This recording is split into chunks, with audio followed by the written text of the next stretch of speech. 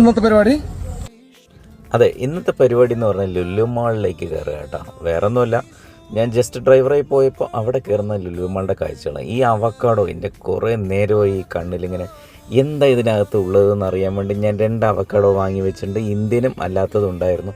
ഫ്രൂട്ട്സൊക്കെ കണ്ടപ്പോൾ എൻ്റെ കണ്ണ് തള്ളിപ്പോയി. എന്തൊരു ക്ലാരിറ്റിയാണ്. പിന്നെ പറഞ്ഞിടേണ്ട ഒരു സാധനമാണ് ഇവിടെ കാണുന്ന സീ ഫുഡിൽ ഈ മീൻ കേട്ടോ. കടൽ മത്സ്യങ്ങളാണ് ഇവിടെ കൂടുതലും.